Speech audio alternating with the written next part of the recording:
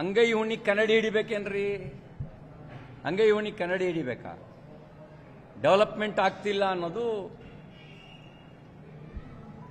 ಎಲ್ರಿಗೂ ಗೊತ್ತಿರೋ ಸಂಗತಿ, ಸರ್ವವೇದ್ಯವಾಗಿರೋದು. ಮುಖ್ಯಮಂತ್ರಿಗಳೇ ಯಾರಾದರೂ ಅಭಿವೃದ್ಧಿಗೆ ಅನುದಾನ ಕೊಡಿ ಅಂತ ಅವ್ರ ಪಾರ್ಟಿ ಶಾಸಕರು ಹೋದ್ರೆ ಅವ್ರು ಹೇಳಿಲ್ವಾ, ಎಲ್ಲಯ್ಯ ಇದೆ ದುಡ್ಡು, ಎಲ್ಲಿಂದ ತರೋಣ ದುಡ್ಡು, ಸ್ವಲ್ಪ ತಡ್ಕಳಿ ಅಂತ ಅವರು ಹೇಳಿಲ್ವಾ? ಅವರೇ ಹೇಳ್ತಾ ಇದ್ದಾರೆ. ಹಾಗಾಗಿ ಇದೇನು ಹೊಸದೇನಲ್ಲ.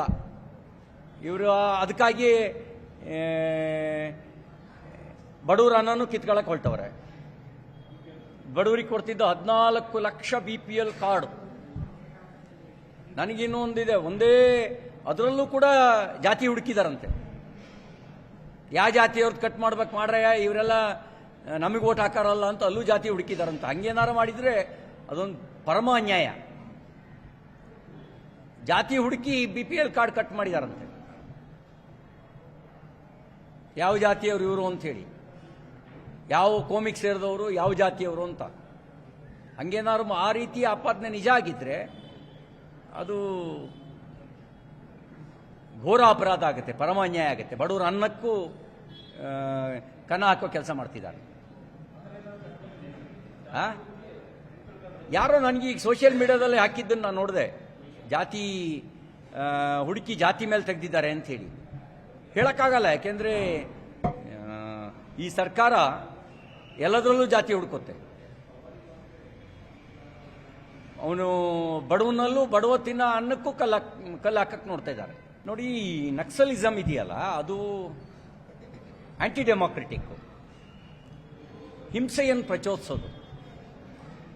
ಅವರಿಗೆ ಪ್ರಜಾಪ್ರಭುತ್ವದ ವ್ಯವಸ್ಥೆ ಮೇಲೆ ನಂಬಿಕೆ ಇಲ್ಲ, ಬ್ಯಾಲೆಟ್ ಮೇಲಂತೂ ಮುಂಚೆನೇ ನಂಬಿಕೆ ಇಲ್ಲ.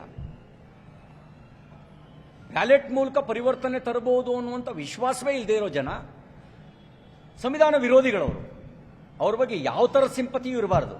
ಅವ್ರ ಬಗ್ಗೆ ಯಾರು ಸಿಂಪತಿಯ ಮಾತಾಡಿದ್ರೆ ಅವರು ಪ್ರಜಾಪ್ರಭುತ್ವ ವಿರೋಧಿಗಳು ಮಾತ್ರ ಮಾತಾಡೋಕ್ಕೆ ಸಾಧ್ಯ, ಸಂವಿಧಾನ ವಿರೋಧಿಗಳು ಮಾತ್ರ ಮಾತಾಡೋಕ್ಕೆ ಸಾಧ್ಯ. ಹಾಗಾಗಿ ಯಾವ ಸಿಂಪತಿಯೂ ಇಲ್ಲ. ನಕ್ಸಲರು ಎಡಪಂಥೀಯ ಭಯೋತ್ಪಾದಕರಷ್ಟೇ. ಹಾಗಾಗಿ ಅವ್ರ ಬಗ್ಗೆ ಯಾವ ಸಿಂಪತಿಯೂ ಇಲ್ಲ. ನಮಗೆ ಪ್ರಜಾಪ್ರಭುತ್ವದ ಮೇಲೆ ನಂಬಿಕೆ ಇದೆ. ಪ್ರಜಾಪ್ರಭುತ್ವ ವ್ಯವಸ್ಥೆಯ ಮೂಲಕನೇ ಸಮಾಜದಲ್ಲಿ ಆಗುವಂಥ ಬದಲಾವಣೆಗೆ, ಸಕಾರಾತ್ಮಕ ಬದಲಾವಣೆಗೆ ಕಾರಣ ಆಗ್ಬೋದು ಮತ್ತು ಅನ್ಯಾಯವನ್ನು ತಡೆಗಟ್ಟಬಹುದು ಅನ್ನೋದು ನಮಗಿರೋ ವಿಶ್ವಾಸ. ಕನ್ನಡಿಗರ ಮೆಚ್ಚಿನ ನಿಮ್ಮ ನ್ಯೂಸ್ 18 ಕನ್ನಡ ಈಗ ವಾಟ್ಸ್ಆಪ್ನಲ್ಲಿಯೂ ಲಭ್ಯ. ಕರ್ನಾಟಕ ಮತ್ತು ದೇಶ ವಿದೇಶದ 360 ಡಿಗ್ರಿ ಸುದ್ದಿ ವಿವರವನ್ನ ನೀವು ನಿಮ್ಮ ಕೈ ಬೆರಳುಗಳಲ್ಲಿಯೇ ಪಡೆಯೋದಿಕ್ಕೆ ಈ QR ಕೋಡ್ ಅನ್ನ ಸ್ಕ್ಯಾನ್ ಮಾಡಿ. ನಮ್ಮ ಚಾನೆಲ್ ಅನ್ನ ಫಾಲೋ ಮಾಡಿ, ನೋಟಿಫಿಕೇಶನ್ ಆನ್ ಮಾಡಿ.